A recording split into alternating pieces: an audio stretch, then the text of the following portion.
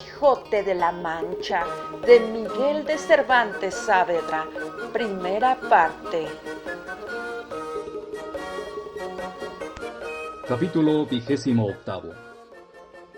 que trata de la nueva y agradable aventura que al cura y barbero sucedió en la mesma sierra.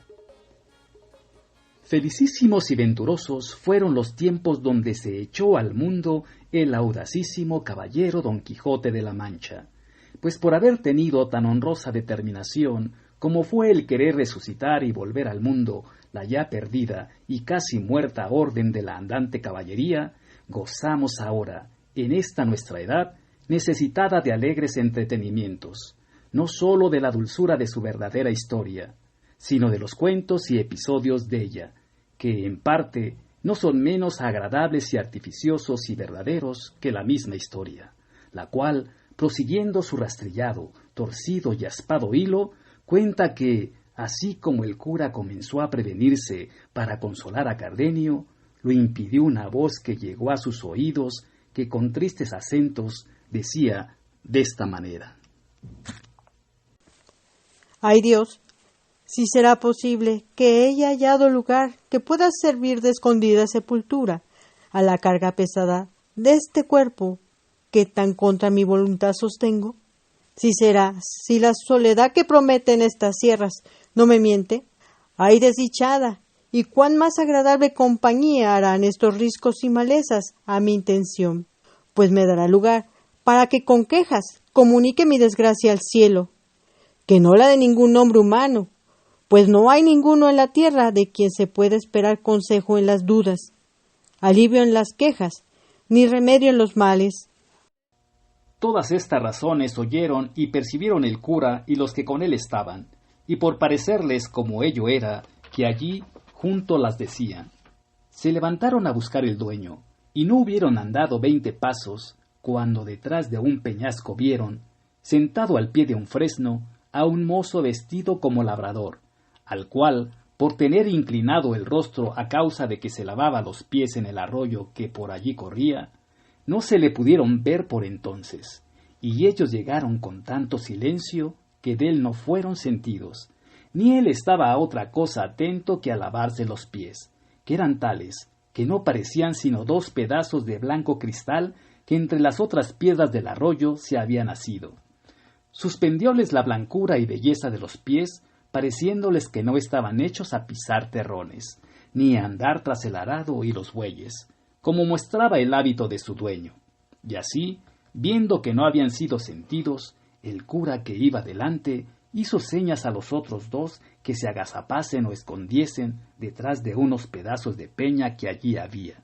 Y así lo hicieron todos, mirando con atención lo que el mozo hacía, el cual traía puesto un capotillo pardo de 2 haldas, muy ceñido al cuerpo con una toalla blanca. Traía ansí-mesmo unos calzones y polainas de paño pardo, y en la cabeza una montera parda. Tenía las polainas levantadas hasta la mitad de la pierna, que sin duda alguna de blanco alabastro parecía. Acabóse de lavar los hermosos pies y luego, con un paño de tocar que sacó debajo de la montera, se los limpió, y al querer quitársele, alzó el rostro, y tuvieron lugar los que mirándole estaban de ver una hermosura incomparable, tal que Cardenio dijo al cura con voz baja: esta, ya que no es Lucinda, no es persona humana, sino divina. El mozo se quitó la montera y sacudiendo la cabeza a una y a otra parte, se comenzaron a descoger y desparcir unos cabellos, que pudieran los del sol tenerles envidia. Con esto conocieron que el que parecía labrador era mujer, y delicada, y aún la más hermosa que hasta entonces los ojos de los 2 habían visto, y aún los de Cardenio, si no hubieran mirado y conocido a Lucinda, que después afirmó que sólo la belleza de Lucinda podía contender con aquella. Los luengos y rubios cabellos no sólo le cubrieron las espaldas, mas todo en torno la escondieron debajo de ellos, que si no eran los pies, ninguna otra cosa de su cuerpo se parecía. Tales y tantos eran. En esto le sirvió de peine unas manos que, si los pies en el agua habían parecido pedazos de cristal, las manos en los cabellos semejaban pedazos de apretada nieve, todo lo cual, en más admiración y en más deseo de saber quién era, ponía a los tres que la miraban. Por esto determinaron de mostrarse, y al movimiento que hicieron de ponerse en pie, la hermosa moza alzó la cabeza y, apartándose los cabellos de delante de los ojos con entrambas manos, miró los que el ruido hacían, y apenas los hubo visto, cuando se levantó en pie, y sin aguardar a calzarse ni a recoger los cabellos, asió con mucha presteza un bulto, como de ropa, que junto a sí tenía, y quiso ponerse en huida, llena de turbación y sobresalto, mas no hubo dado 6 pasos cuando, no pudiendo sufrir los delicados pies la aspereza de las piedras, dio consigo en el suelo,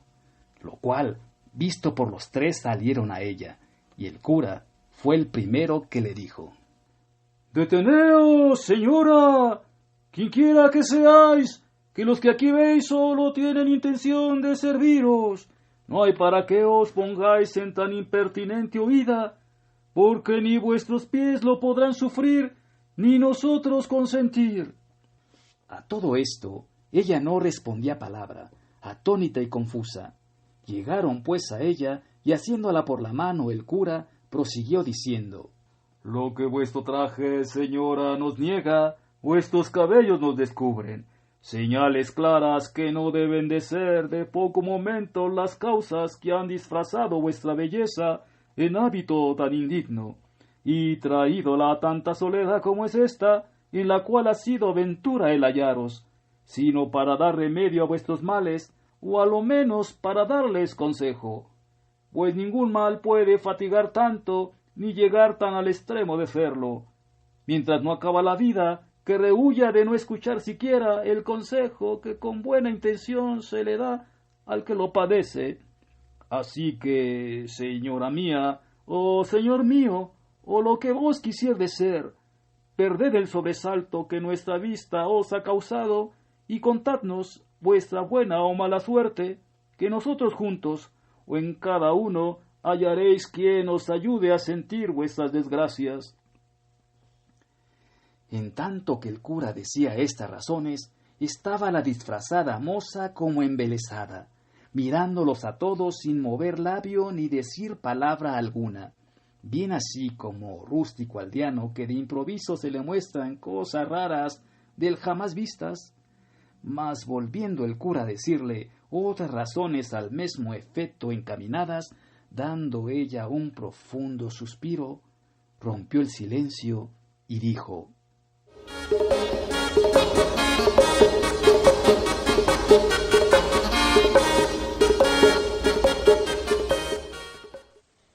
«Pues que la soledad de estas sierras no ha sido parte para encubrirme, ni la soltura de mis descompuestos cabellos no ha permitido que sea mentirosa mi lengua. En balde sería fingir yo de nuevo ahora lo que, si se me creyese, sería más por cortesía que por otra razón alguna. Presupuesto esto, digo, señores, que os agradezco el ofrecimiento que me habéis hecho, el cual me ha puesto en obligación de satisfaceros en todo lo que me habéis pedido, puesto que temo que la relación que os hiciese de mis desdichas os ha de causar, a la par de la compasión, la pesadumbre, porque no habéis de hallar remedio para remediarlas ni consuelo para entretenerlas. Pero con todo esto, porque no ande vacilando mi honra en vuestras intenciones, habiéndome ya conocido por mujer y viéndome moza, sola y en este traje, cosas todas juntas y cada una por sí, que puede echar por tierra cualquier honesto crédito, os habré de decir lo que quisiera callar si pudiera». Todo esto dijo sin parar la que tan hermosa mujer parecía, con tan suelta lengua, con voz tan suave, que no menos les admiró su discreción que su hermosura, y tornándole a hacer nuevos ofrecimientos y nuevos ruegos para que lo prometido cumpliese, ella sin hacerse más de rogar, calzándose con toda honestidad y recogiendo sus cabellos, se acomodó en el asiento de una piedra y puesto los 3 alrededor de ella,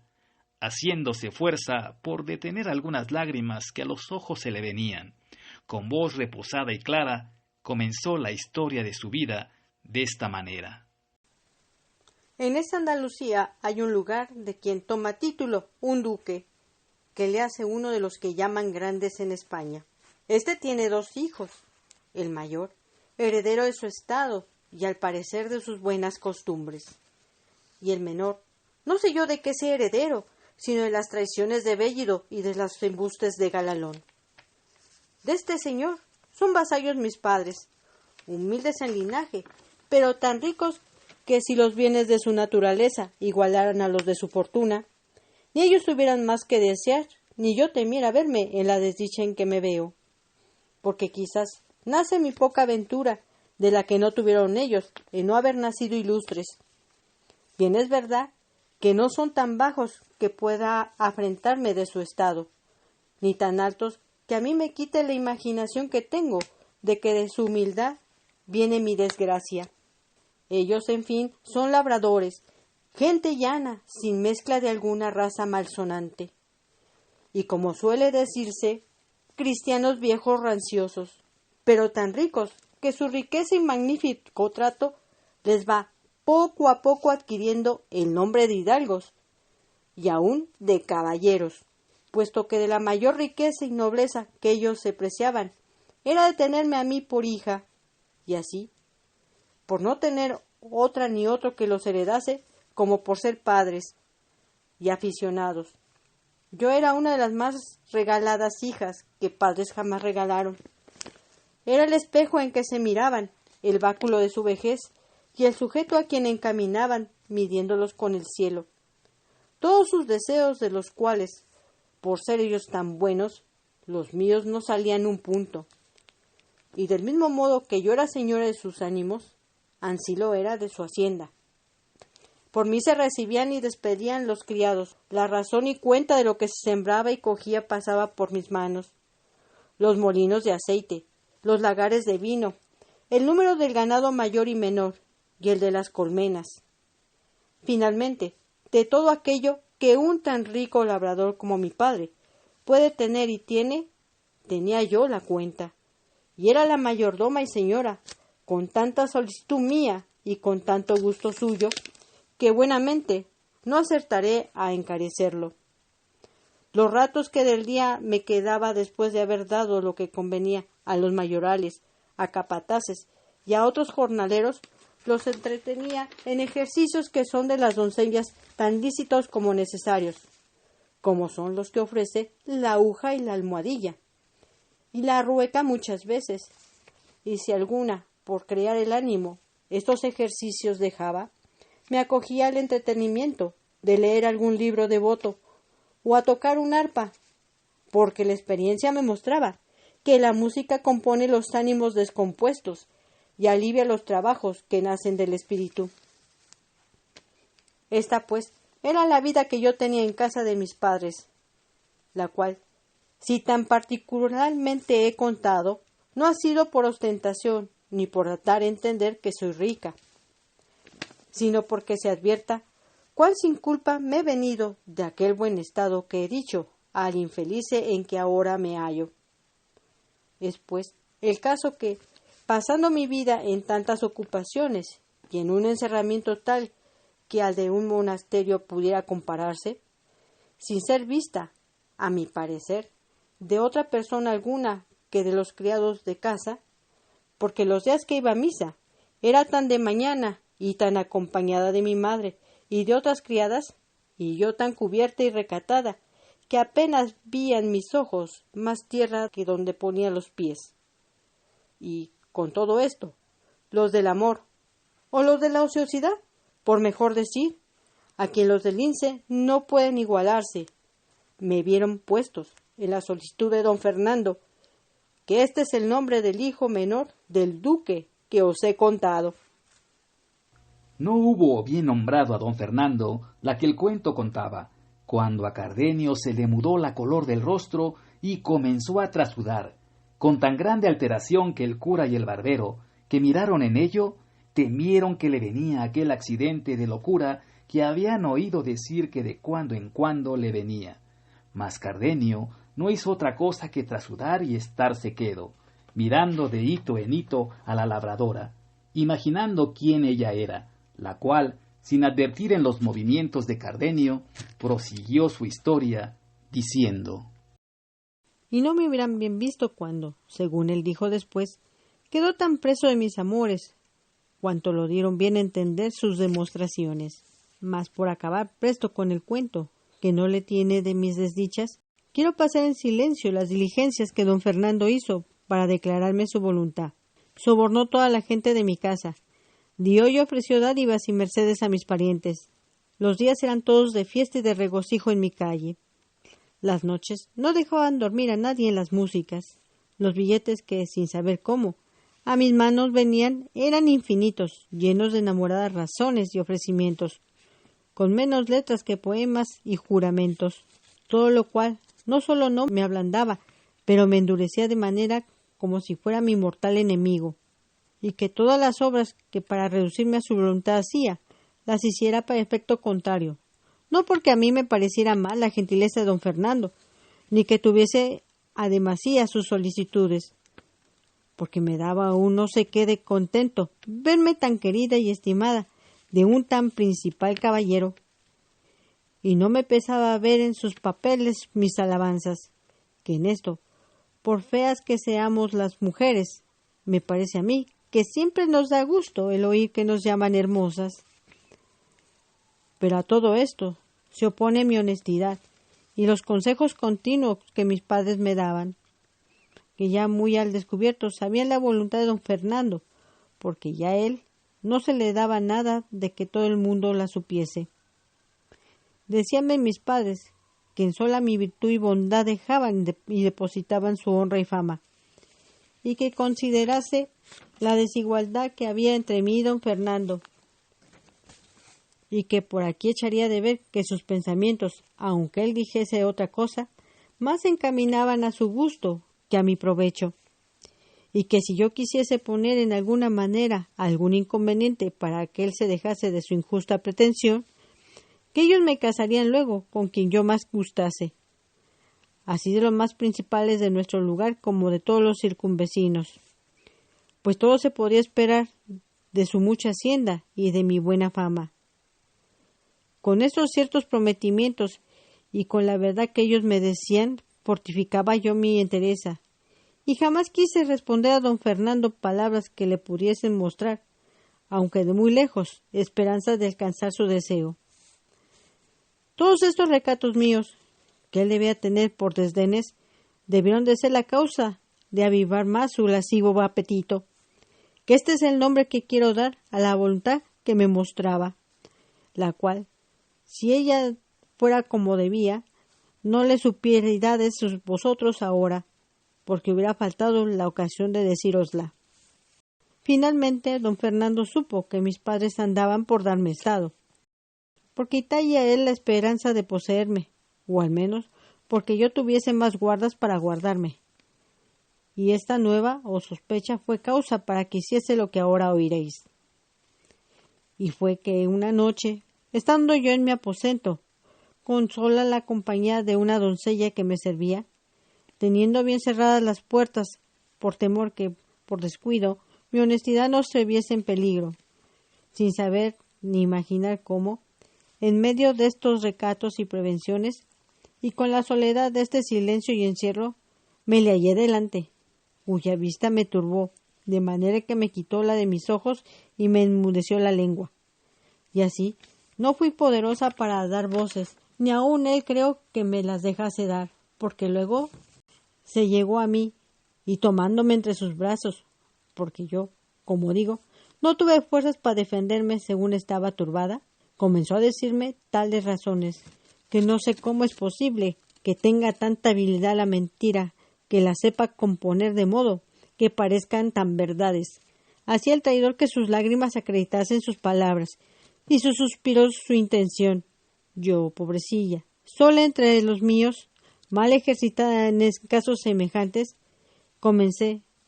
no sé qué modo, a tener por verdades tantas falsedades. pero no de suerte que me volviese a compasión menos que buena sus lágrimas y sus suspiros. Y así, pasándome aquel sobresalto primero, torné algún tanto a cobrar mis perdidos espíritus, y con más ánimo del que pensé que pudiera tener, le dije: así como estoy, Señor, en tus brazos, estuviera entre los de un león fiero y el librarme de ellos se me asegurara con que hiciera o dijera cosa que fuera en perjuicio de mi honestidad, así fuera posible hacella o decilla, como es posible dejar de haber sido lo que fue. Así que, si tú tienes ceñido mi cuerpo en tus brazos, yo tengo atada mi alma con mis buenos deseos, que son tan diferentes de los tuyos, como lo verás si con hacerme fuerza quisieras pasar adelante de ellos. Tu vasalla soy, pero no tu esclava, ni tiene ni debe tener imperio la nobleza de tu sangre, para deshonrar y tener en poco la humildad de la mía. Y en tanto me estimo yo villana y labradora, como tú, señor y caballero. Conmigo no han de ser de ningún efecto tus fuerzas, ni han de tener valor tus riquezas, ni tus palabras han de poder engañarme, ni tus suspiros y lágrimas enternecerme. Si alguna de todas estas cosas que he dicho viera yo en el que mis padres me dieran por esposo, a su voluntad se ajustara a la mía, y mi voluntad de la suya no saliera, de modo que, como quedase con honra, aunque quedara sin gusto, de grado te entregaría lo que tú, Señor, ahora con tantas fuerzas procuras. Todo esto he dicho, porque no es de pensar que de mí alcance cosa alguna el que no fueres mi legítimo esposo. Si no reparas más que en eso, bellísima Dorotea, que este es el nombre de esta desdichada, dijo el desleal caballero. ¿Ves? Aquí te doy la mano de ser lo tuyo, y sean testigos de esta verdad los cielos. Aquí ninguna cosa se esconde, y esta imagen de Nuestra Señora que aquí tienes. Cuando Cardenio le oyó decir que se llamaba Dorotea, tornó de nuevo a sus sobresaltos y acabó de confirmar por verdadera su primera opinión. Pero no quiso interromper el cuento, por ver en qué venía a parar lo que él ya casi sabía. Solo dijo: «¿Que Dorotea es tu nombre, señora? Otra he oído yo decir del mesmo, que quizá corre parejas con tus desdichas. Pasa adelante, que tiempo vendrá en que te diga cosas que te espanten en el mismo grado que te lastimen». Reparó Dorotea en las razones de Cardenio y en su extraño y desastrado traje, y rogóle que si alguna cosa de su hacienda sabía, se la dijese luego, porque si algo le había dejado bueno la fortuna, era el ánimo que tenía para sufrir cualquier desastre que le sobreviniese, segura de que, a su parecer, ninguno podía llegar que el que tenía acrecentase un punto. «No le perdiera yo, señora», respondió Cardenio, «en decirte lo que pienso, si fuera verdad lo que imagino, y hasta ahora no se pierde coyuntura, ni a ti te importa nada el saberlo». Sea lo que fuere, respondió Dorotea. Lo que en mi cuento pasa fue que, tomando don Fernando una imagen que en aquel aposento estaba, la puso por testigo de nuestro desposorio, con palabras eficacísimas y juramentos extraordinarios. Me dio la palabra de ser mi marido, puesto que,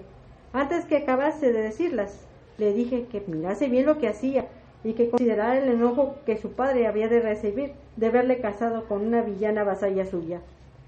Que no le cegase mi hermosura, tal cual era,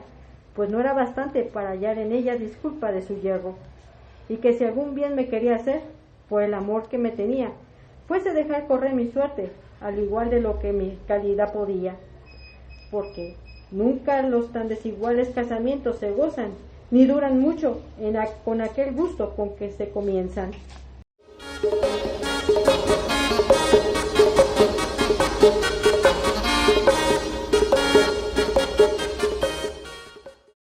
Todas estas razones que aquí he dicho le dije, y otras muchas de que no me acuerdo, pero no fueron parte para que él dejase de seguir su intento. bien ansí como el que no piensa pagar, que al concertar de la barata no repara en inconvenientes. Yo, a esta sazón, hice un breve discurso conmigo, y me dije a mí misma, sí que no seré yo la primera que por vía de matrimonio haya subido de humilde a gran estado, ni será don Fernando el primero a quien hermosura o ciega afición, que es lo más cierto, haya hecho tomar compañía desigual a su grandeza. Pues si no hago ni mundo ni uso nuevo, viene a sacudir a esta honra que la suerte me ofrece, puesto que en este no dure más la voluntad que me muestra de cuanto dure el cumplimiento de su deseo, que en fin, para con Dios seré su esposa, y si quiero con desdenes despedirle, en término le veo que, no usando el que debe, usará el de la fuerza, y vendrá a quedar deshonrada, y sin disculpa de la culpa que me podía dar, él no supiera cuán sin ella he venido a este punto, porque ¿qué razones serán bastantes para persuadir a mis padres y a otros que este caballero entró en mi aposento sin consentimiento mío? Todas estas demandas y respuestas resolví yo en un instante en la imaginación, y sobre todo me comenzaron a hacer fuerza y a inclinarme a lo que fue, sin yo pensarlo, mi perdición. Los juramentos de don Fernando, los testigos que ponía, las lágrimas que derramaba, y finalmente su disposición y gentileza, que, acompañada con tantas muestras de verdadero amor, pudieran rendir a otro tan libre y recatado corazón como el mío. Llamé a mi criada, para que en la tierra acompañase los testigos del cielo. Tornó don Fernando a reiterar y a confirmar sus juramentos. Añadió los primeros nuevos santos por testigo. Echóse 1000 futuras maldiciones, si no cumpliese lo que me prometía. Volvió a humedecer sus ojos y a acrecentar sus suspiros. Apretóme más entre sus brazos, de los cuales jamás me había dejado, y con esto, y con volverse a salir del aposento mi doncella, yo dejé de serlo, y él acabó de ser traidor y fementido. El día que sucedió la noche de mi desgracia, se venía aún no sé tan aprisa como yo pienso que don Fernando deseaba. Porque, después de cumplido aquello que el apetito pide, el mayor gusto que puede venir es apartarse de donde le alcanzaron. Digo esto porque don Fernando dio priesa por partirse de mí, y por industria de mi doncella, que era la misma que allí le había traído. Antes que amaneciera, se vio en la calle, que al despedirse de mí, aunque no con tanto ahínco y vehemencia como cuando vino, me dijo que estuviese segura de su fe, y de ser firmes y verdaderos sus juramentos, y para más confirmación de su palabra, sacó un rico anillo del dedo y lo puso en el mío.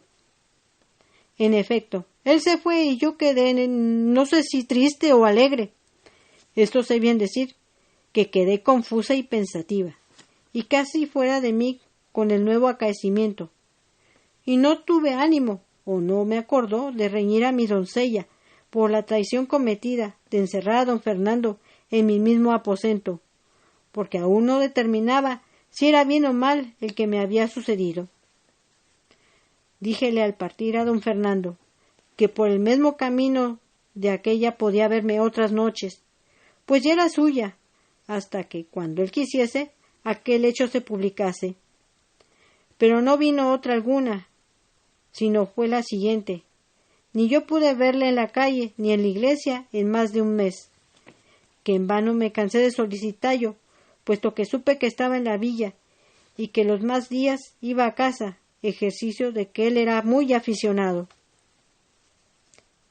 Estos días y estas horas bien sé yo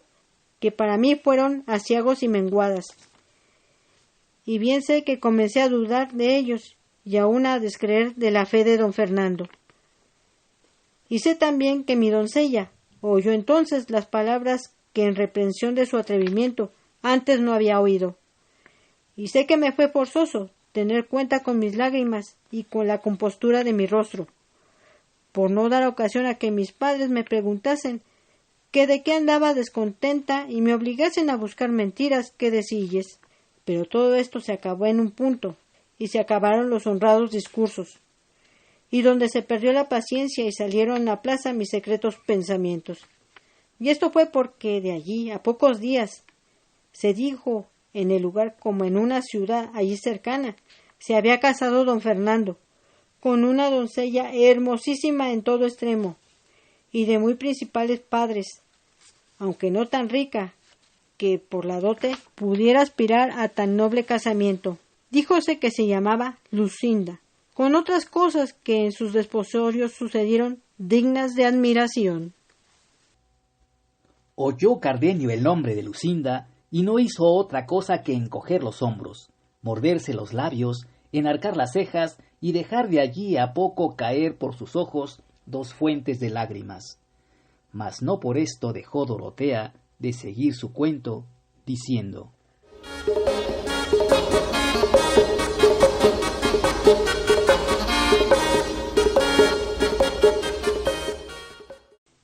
Llegó esta triste nueva a mis oídos, y en lugar de helárseme el corazón en oilla, fue tanta la cólera y la rabia que se encendió en él, que faltó poco para no salirme por las calles dando voces, publicando la alevosía y la traición que se me había hecho. Mas templóse esta furia, por entonces con pensar de poner aquella misma noche por obra lo que puse, que fue ponerme en este hábito que me dio uno de los que llaman zagales en casa de los labradores, que era criado de mi padre, al cual descubrí toda mi desventura, y le rogué me acompañase hasta la ciudad donde entendí que mi enemigo estaba. Él, después de que hubo reprendido mi atrevimiento y afeado mi determinación, viéndome resuelta en mi parecer, se ofreció a tenerme compañía, como él dijo, hasta el cabo del mundo. Luego, al momento encerré en una almohada de lienzo un vestido de mujer y algunas joyas y dineros, por lo que podía suceder. Y en el silencio de aquella noche, sin dar cuenta a mi traidora doncella, salí de mi casa, acompañada de mi criado, y de muchas imaginaciones, y me puse en camino de la ciudad a pie, llevada en vuelo del deseo de llegar, ya que no estorbar lo que tenía por hecho, a lo menos a decir a don Fernando, me dijese, con qué alma lo había hecho. Llegué en 2 días y medio donde quería, y entrando por la ciudad, pregunté por la casa de los padres de Lucinda, y al primero a quien le hice la pregunta, me respondió más de lo que yo quisiera oír. Díjome la casa, todo lo que había sucedido en el desposorio de su hija, cosa tan pública en la ciudad que se hace corrillos para encontrarla en toda ella. Díjome que la noche que don Fernando se desposó con Lucinda, después de haber ella dado el sí de ser su esposa, le había tomado un recio desmayo, y que, llegando su esposo a desabrocharle el pecho para que le diese el aire, le halló un papel escrito de la misma letra de Lucinda, en que decía y declaraba que ella no podía ser esposa de don Fernando, porque lo era de Cardenio, que a lo que el hombre me dijo era un caballero muy principal de esa misma ciudad, y que si había dado el sí a don Fernando, fue por no salir de la desobediencia de sus padres. En resolución, tales razones dijo que contenía el papel, que daba a entender que ella había tenido la intención de matarse en acabándose de desposar, y daba ahí las razones por qué se había quitado la vida. Todo lo cual dicen que confirmó una daga que hallaron en no sé qué parte de sus vestidos. Todo lo cual, visto don Fernando, pareciéndole que Lucinda le había burlado y escarnecido y teniendo en poco, arremetió a ella antes de que su desmayo volviese, y con la misma daga que le hallaron la quiso dar de puñaladas, y lo hiciera si sus padres y los que hallaron presente no le estorbaran. Dijeron más, que luego se ausentó don Fernando, y que Lucinda no había vuelto de su paracismo hasta otro día, que contó a sus padres cómo ella era verdadera esposa de aquel Cardenio que he dicho. Supe más, que el Cardenio, según decían, se halló presente en los desposorios, y que viéndola desposada, lo cual él jamás pensó, se salió de la ciudad, desesperado, dejándole primero escrita una carta, donde daba a entender el agravio que Lucinda le había hecho, y de cómo él se iba a donde gente no le viese. Todo esto era público y notorio en toda la ciudad, y todos hablaban de ello, y más hablaron cuando supieron que Lucinda había faltado de casa de sus padres y de la ciudad, pues no la hallaron en toda ella, de que perdieran el juicio sus padres, y no sabían qué medios de tomar para hallarla. Esto que supe puso en bando mis esperanzas, y tuve por mejor no haber hallado a don Fernando, que no hallarle casado, pareciéndome que aún no estaba del todo cerrada la puerta de mi remedio, dándome yo a entender que podía ser que el cielo hubiese puesto aquel impedimento en el segundo matrimonio, por traerle a conocer lo que al primero debía, y a caer en cuenta de que era cristiano y que estaba más obligado a su alma que a los respetos humanos. Todas estas cosas revolvía en mi fantasía y me consolaba sin tener consuelo, fingiendo una esperanza larga y desmayadas para entretener la vida que ya aborrezco. Estando pues en la ciudad, sin saber qué hacerme, pues a don Fernando no hallaba, llegó a mis oídos un público pregón, donde se prometía grande hallazgo a quien me hallase, dando las señas de la edad y del mismo traje que traía, y oí decir que me decían que me había sacado de la casa de mis padres el mozo que conmigo vino, cosa que me llegó al alma, por ver cuán decaída andaba mi crédito, pues no bastaba perderle con mi venida, sino añadir el que con quien, siendo sujeto tan bajo y tan indigno de mis buenos pensamientos. Al punto que oí el pregón, me salí de la ciudad, con mi criado, que ya comenzaba a dar muestras de titubear en la fe que me tenía prometida. Y aquella noche nos entramos por los pesos de esta montaña, con el miedo de no ser hallados, pero como suele decirse que un mal llama a otro, y que el fin de una desgracia suele ser principio de otra mayor, así me sucedió a mí, porque mi buen criado, hasta entonces fiel y seguro, así como me vio en esta soledad, incitado de su misma bellaquería,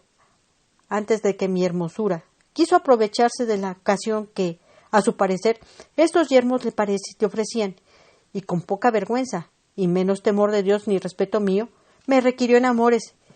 y viendo que yo, con feas y justas palabras, respondía a las desvergüenzas de sus despropósitos, dejó aparte los ruegos de quien primero pensó aprovecharse, y comenzó a usar de la fuerza. Pero el justo cielo, que pocas o ningunas veces deja de mirar y ofrecer a las justas intenciones, favoreció las mías, de manera que, con mis pocas fuerzas y con un poco de trabajo, di con él por un derrumbadero, donde le dejé no sé si muerto o vivo, y luego, con más ligereza que mi sobresalto y cansancio pedían, me entré por estas montañas, sin llevar otro pensamiento ni otro designio que esconderme en ellas y huir de mi padre y de aquellos que de su parte me andaban buscando. Con este deseo, a no sé cuántos meses que entré en ellas, donde hallé un ganadero que me llevó por su criado a un lugar que está en las entrañas de esta sierra, al cual he servido de zagal todo este tiempo, procurando estar siempre en el campo, por encubrir estos cabellos que ahora, tan sin pensarlo, me han descubierto. Pero toda mi industria y toda mi solicitud fue y ha sido de ningún provecho, pues mi amo vino en conocimiento de que yo no era varón y nació en él el mismo mal pensamiento que en mi criado. Y como no siempre la fortuna con los trabajos da remedio, no hallé derrumbadero ni barranco donde despeñar y despenar al amo, como le hallé para el criado, y así tuve por menor inconveniente dejalle y esconderme de nuevo entre estas asperezas que probar con él mis fuerzas o mis disculpas. Digo pues que me torné a emboscar y a buscar donde sin impedimento alguno pudiese con suspiros y lágrimas rogar al cielo se conduela de mi desventura y me dé industria y favor para salir de ella, o para dejar la vida entre estas soledades sin que quede memoria de esta triste que tan sin culpa suya habrá dado materia para que de ella se hable y murmure en la suya y en ajenas tierras. Guárdame las vacas, cariñejo y besarte. Sociedad Cervantina de México. Que yo te las guardo. Los invitamos a suscribirse al canal